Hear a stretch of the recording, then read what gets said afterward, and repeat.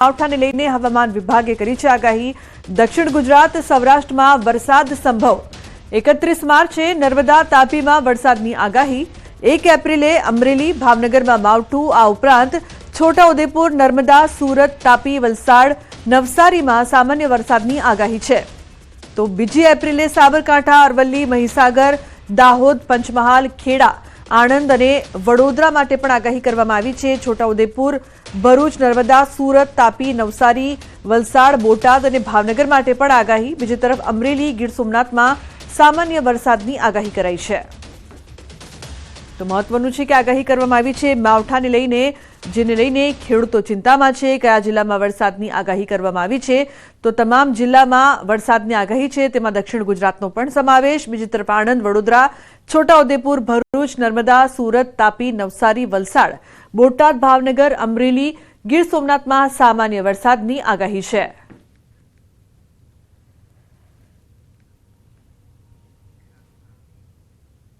તો 1 એપ્રિલે માવઠું અમરેલી અને ભાવનગરમાં, 2 એપ્રિલે દાહોદ, પંચમહાલ, ખેડામાં માવઠાના એંધાણ છે। તમારા વિસ્તારમાં પણ માવઠું પડી શકે છે, જે આગાહી હવામાન ખાતા દ્વારા કરવામાં આવી છે।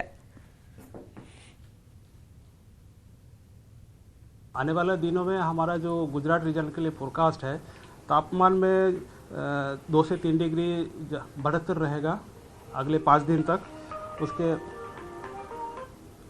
और जो डे 4 एंड डे 5 मतलब आपका 1 एंड 2 अप्रैल आपका rain with thunder shower, thunderstorm with lightning, और जो विंड का स्पीड रहेगा 30 to 40 किलोमीटर प्रति घंटा में विंड स्पीड रहेगा। सौराष्ट्र को इसका साउदर्न पार्ट में दिया गया है, वो 1 एंड 2 अप्रैल को।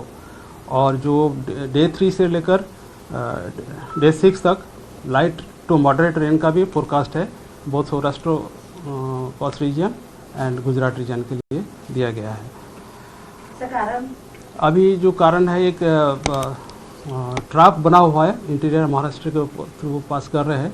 वो ट्रैप का मूवमेंट के कारण ये विंड पैटर्न चेंज होगा, फिर इसके कारण ये मॉइस्चर इनकर्शन होगा, फिर बारिश थंडरस्टॉर्म का चांसेस है।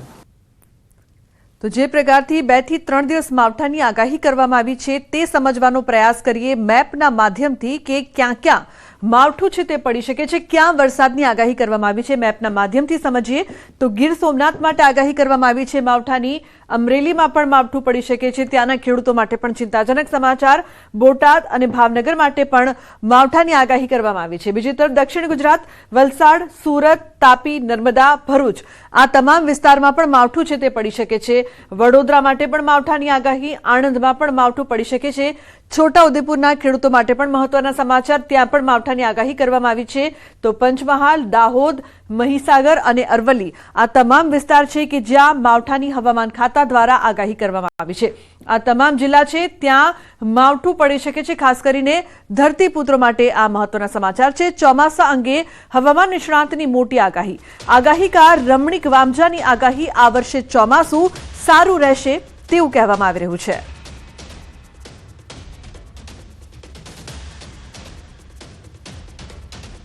જે ધાર્મિક તહેવારો આકાશી પવન, આકાશી ચિત્રી, હવામાન ને ઉતારી પવન, અખાતી પવન, ચૈત્યના દનિયા અને વૈશાખ ભરની અખાતી અને હાંડો અને આકાશ કરતા પણ વરસાદની આગળ આ વર્ષે ચોમાસું સારું જાય તેવું મારું પૂર્ણ અનુમાન છે।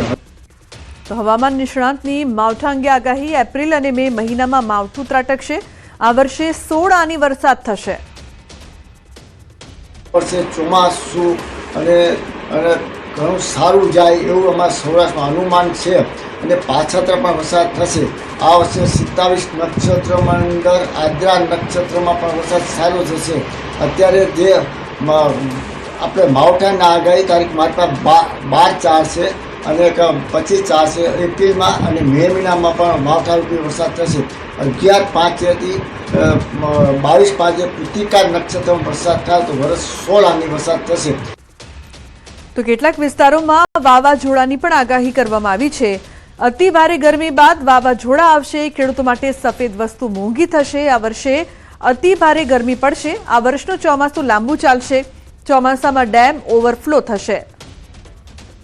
તારીખ 31/5 થી 2/6 સુધી અંદર રોહિણી નક્ષત્ર બેસે તેમાં અતિ ભારે ગરમી પડવાથી ક્યાંક અમુક જગ્યાએ વાવાઝોડા થવાની શક્યતા રહેશે.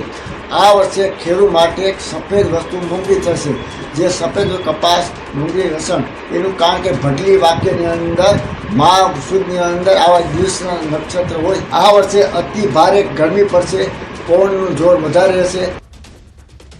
તો કાળઝાળ ગરમી સાથે માવઠાની આગાહી હવામાન નિષ્ણાંત અંબાલાલ પટેલે કરી છે આગાહી. વિસ્તાર અને તારીખો સાથે કરી છે વરસાદની આગાહી. 11 એપ્રિલથી આંધી વંટોળ આવશે, કેટલાક વિસ્તારોમાં કમોસમી વરસાદ ખાબકશે. એટલે તારીખ 11મી એપ્રિલના આંધી વંટોળ સાથે કેટલાક ભાગમાં કમોસમી વરસાદ અને કેટલાક ભાગમાં છાંટા પડવાની શક્યતા રહી શકે. જી, તો બંગાળ ઉપસાગરમાં 2 થી 3 વાવાઝોડા બનશે. 10મી મે થી 15 જૂન સુધી ખતરનાક વાવાઝોડા બનશે. અરબી સમુદ્રમાં પણ વાવાઝોડું બનશે.